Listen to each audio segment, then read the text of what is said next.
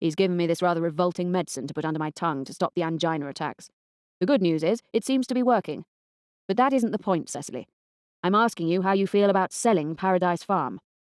As I said, things in Kenya are going through rather a boom, and I have someone who is keen to buy it and run it as a going concern. Cecily closed her eyes and cast her mind back to her beautiful house and garden. It was rather like opening a book that had sat closed on a shelf for years, its beauty all but forgotten. Cecily heard herself catch her breath as she relived the view of the sunset from the veranda and smiled. I love that house, she breathed. I was so happy there. If lonely, she added, dryly. Well, I don't have to sell it, of course. I just rather thought that if you weren't interested in ever coming home again, that I probably would. The other question is whether we should get a divorce. I'm perfectly prepared to be cited for anything I need to be cited for. Desertion is probably the best, don't you think? Cecily turned towards Bill, who, despite his protestations of being old, could pass for younger than any of the balding, pot-bellied Manhattanites who were around her own age. Tears came unexpectedly to her eyes. Good Lord, what have I said now to upset you? Forgive me. It's just the shock of you appearing like a ghost out of the blue. I can't answer those kinds of questions right now. I need time to think, Bill, to adjust to you being here, okay? Of course. Forgive me, Cecily. I've put my big bloody foot in it again. You civilized me for a while, but I've had all this time to go backwards, he said much more gently. Listen, if you could point me in the direction of a half-decent hotel in the neighborhood, I'll go away and leave you in peace.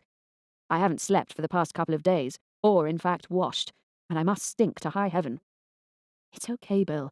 I've got a spare room here. It's Stella's, but she's away in Montgomery for the next few days, so you're welcome to it. Are you sure? I now feel like a complete rake barging back into your life without any forewarning. You never were one to play by the rules, were you, Bill? Where is your luggage? She asked as she stood up. There. Bill indicated a holdall. You know me. I travel light. Well, I'll show you where the shower is. Once she had done that, Cecily walked back outside and sat down, feeling utterly wrung out. Despite, well, literally everything. That feeling that had taken root inside her when she'd first met Bill, and had grown like a tiny sapling as she had gotten to know him better, was still there after all these years. Darn you, Bill Forsyth, she muttered as she heard the shower turn on and imagined his firm, muscled body naked beneath it. You're a sad, lonely old woman, she told herself firmly. It had been over 23 years since she'd last had any kind of intimate contact with a man. Surely what she was feeling was just decades of unfulfilled physical longing. Bill was old now, and hardly the stuff of dreams on any level. Yet she herself was a dried-up old woman.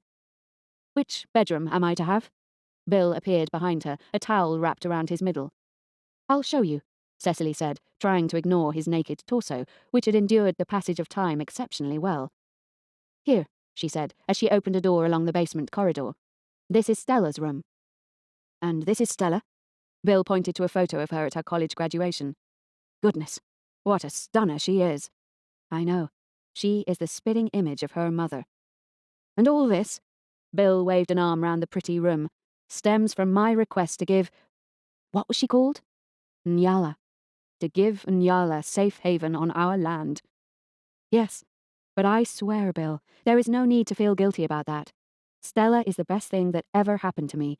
Loving her changed my life and me, she added. Now, I'll leave you to get some rest. I have to collect Rosa at 3 from her school, but if you wake up while I'm gone, please help yourself to anything from the refrigerator. Don't worry about me. I can fend for myself, said Bill, throwing back the covers on the bed and tipping Lucky, Stella's beloved cuddly lion, onto the floor. I know, but you're in the urban jungle now, Cecily smiled. Sleep well.